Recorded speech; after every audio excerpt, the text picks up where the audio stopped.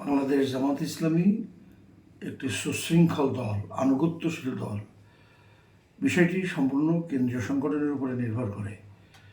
কেন্দ্রীয় সিদ্ধান্ত মোতাবেক ইনশাল্লাহ আমরা আমাদের নমিনেশন পেপার জমা দিব। বিষয়টি আমার ব্যক্তিগত নয়।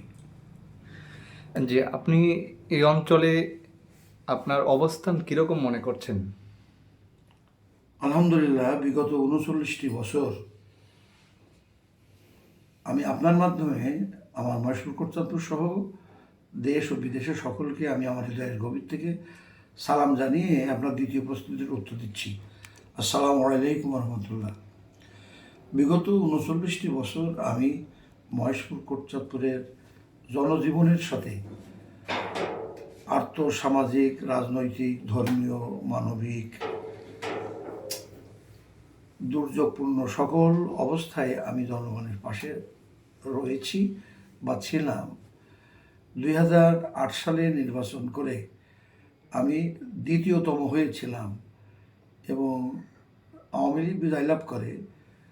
যে সময় সুষ্ঠু নির্বাচন বা মেকানিজমের নির্বাচন চলাকালেও আমি প্রায় 82,000 ভোট পেয়েছিলাম। 2008-এর নির্বাচনে এককভাবে, একদলীয় জামাত ইসলামের দাঁড়িপাল্লা প্রতীকে।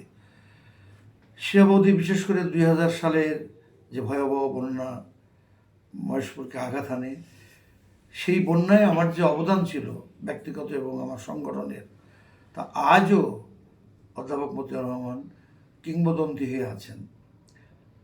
জনজীবন, সমাজ জীবন, রাজনৈতিক, আর্থসামাজিক, মানবিক, প্রাকৃতিক দুর্যোগ সকল অবস্থাতেই আমি জীবনের বহুমুখী বিচিত্রগামী পথে আমি মানুষের পাশে ছিলাম, আছি।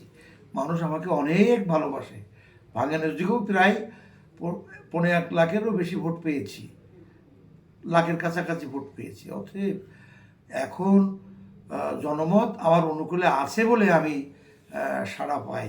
বাকিটা আল্লাহ পাকের ইচ্ছা। এই অঞ্চলে এবং ব্যাপক ব্যবধানে আমি পাশ করবো ইনশাআল্লাহ।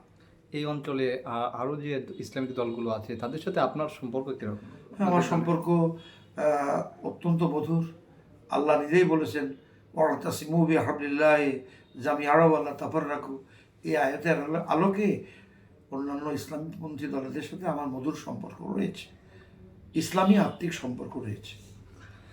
আমরা দেখছি যে ভারতে আধিপত্য বিস্তার যে বিরুদ্ধে কথা বলতে গিয়ে উসমান হাদি উনি গুলিবিদ্ধ হয়েছেন এবং নিহত হয়েছেন। যেভাবে উনি নিরাপত্তাহীনতাভাবে তিনি গুলিবিদ্ধ হয়েছেন, আপনারাও তো প্রার্থী, তিনিও ঢাকা 8-এ প্রার্থী ছিলেন। আপনারা বিভিন্ন জায়গায় যাচ্ছেন, একা একা যাচ্ছেন, আপনার কি নিরাপত্তার কোনো আছে কিনা? নিরাপত্তার মূল মালিকানা আল্লাহ রাব্বুল আলামিনের হাতে। তবে আমরা জাগ্রত চেতনা নিয়ে আমার সংগঠন সহযোগিতা দিচ্ছে এবং আমিও অসচেতন হিসেবে রাজনৈতিক গণসংযোগ করছি না, নির্বাচনী গণসংযোগ করছে না। তবে হাদির এইভাবে যাওয়াটা গোটা দেশ ও জাতিকে সতর্ক করেছে। আমিও সেখান থেকে জাগ্রত চেতনা নিয়ে আরও মোটামুটিভাবে সচেতন হয়েছি। অনেকেই সংশয় প্রকাশ করছেন যে আগামী জাতীয় সংসদ নির্বাচন হবে না। সেই বিষয়টি আপনি কীভাবে দেখছেন? সংশয় তো সংশয়ই। সংশয়, সন্দেহের সাথে বাস্তবতার অনেক সময় মিল থাকে না। এটা নির্ভর করে অন্তর্বর্তীকালীন সরকার এবং চলমান রাজনৈতিক জনগোষ্ঠীর উপরে, সংগঠন সমূহের উপরে। তো আশা করা যায় সমস্ত সংশয় উত্তীর্ণ করে জাতীয় নির্বাচনকে ব্যাহত করবে, এইটা বর্তমান জাতি মেনে নেবে না। যেহেতু জুলাই বিপ্লবের মাধ্যমে 5ই আগস্টের স্বাধীনতার হাজারো শহীদের রক্তে অর্জিত এই স্বাধীনতা কোনো অশুভ শক্তি বা কোনো বহিঃশক্তি এটাকে নস্যাৎ করবে, বিন্দু বিসর্গ পরিমাণ এই জাতি এটাকে টলারেট করবে না। অতএব ভোট একটি গণতান্ত্রিক মাধ্যম, একটি দেশের জনজীবন, সরকার, আইন প্রশাসন সুসংহত করার সবচেয়ে বড় গণতান্ত্রিক মাধ্যম। এই মাধ্যমটা বিধ্বস্ত হবে, এটা মেনে নেওয়া আদৌ সম্ভব নয়। আপনি বিভিন্ন প্রত্যন্ত অঞ্চলে যাচ্ছেন আপনার আসনের, সেখানে আপনি কি কি অসুবিধাগুলো দেখছেন এবং এগুলো উন্নয়ন করা দরকার বলে মনে করেন আপনি? সমস্যা, অসুবিধা অনেক, সম্ভাবনাও তার পাশাপাশি অবস্থান করে। আমরা নির্বাচিত হলে আইনের শাসন, ন্যায় বিচার, জননিরাপত্তা, শিক্ষা ব্যবস্থা, ইসলামী শিক্ষা ব্যবস্থার আলোকে ঢেলে সাজিয়ে আমরা এমন শিক্ষা ব্যবস্থা পরিবর্তন ঘটাবো, সে আলোকে আমরা নানামুখী কর্মমুখী প্রশিক্ষণ কেন্দ্র গড়ে তুলে আত্মনির্ভরশীল করে তরুণ শিক্ষিত যুব সম্প্রদায়কে বেকারত্বের অভিশাপ থেকে ইনশাল্লাহ আমরা মুক্ত করব। শিক্ষা ব্যবস্থা সেভাবেই science, philosophy and modern technology এগুলোর সমন্বয়ে আমরা শিক্ষা ব্যবস্থা গড়ে একদিকে জাতি শিক্ষিত হবে, বিজ্ঞান মনস্ক হবে, অন্যদিকে বেকারত্বের সংখ্যা কমে যাবে। আমরা বেকারত্বের অভিশাপ থেকে আমার এলাকাকে বাঁচাবো, জাতি বাঁচবে। আমরা দেখেছি এই আসনটি একেবারেই ইন্ডিয়ান বর্ডার সাইডের সাথে যুক্ত। এই অঞ্চলটা অনেকটাই অনেকে বলে যে মাদকের সাথে। আসুন আরেকটু কথা বলি। আমরা স্থানীয় সালিসি বিচার কেন্দ্রগুলোকে প্রশিক্ষণ দিয়ে আমরা স্থানীয় সালিসি বিচারগুলোকে সিস্টেমটাকে সুসংহত করে আমরা ন্যায় বিচার কায়েম করতে পারি। অপরদিকে আমরা তো চাচ্ছি, এরা শস্য ভাণ্ডার বলে বিবেচিত মহেশপুর, কোটচাঁদপুর, এই শস্য ভাণ্ডারের উপর নির্ভর করে দুটি শহরকে, মহেশপুর এবং কোটচাঁদপুর যে উপজেলার শহর, এই দুটি শহরকে আমি আধুনিক শিল্পনগরীতে পরিণত করার প্রাণান্তকর প্রচেষ্টা করব। আর আপনার শিক্ষা অর্থাৎ চিকিৎসা সেবাটা যাতে গরিব মানুষেরা সম্মানের সঙ্গে চিকিৎসা পেতে পারে, সেজন্য দুটি উপজেলার সদর কেন্দ্রে আমার নির্বাচনী এলাকায় দুটি হাসপাতাল আছে 50 বেডের, এগুলো 100 বেডে। ভৈরবা আরেকটি অনুষ্ঠিতব্য আরেকটি হাসপাতাল 25 বেডের, ওটা 50 বেড। এছাড়া ইউনিয়ন ওয়ার্ডগুলিতে যে কমিউনিটি ক্লিনিক বা হেলথ সেন্টারগুলো আছে, এগুলোর মান আরও উন্নত করে, আরও উচ্চতর মানে উন্নীত করে আমি স্বাস্থ্যসেবা সুনিশ্চিত করব।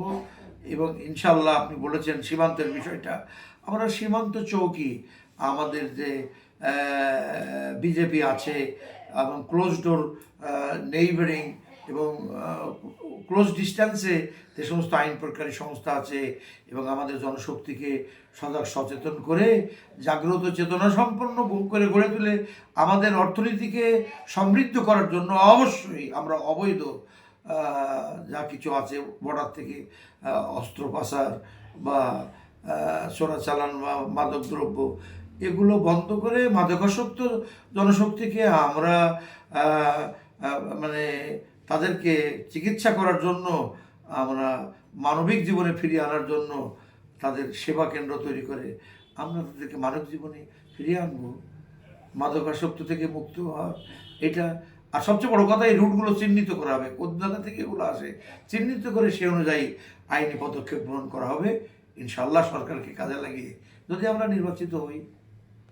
হ্যাঁ, আপনি এই কথাটাই বললেন যে মাদকের বিষয়টা সারা বাংলাদেশে মাদক ছড়িয়ে যাচ্ছে, সীমান্তবর্তী এলাকাতে আরও বেশি হচ্ছে।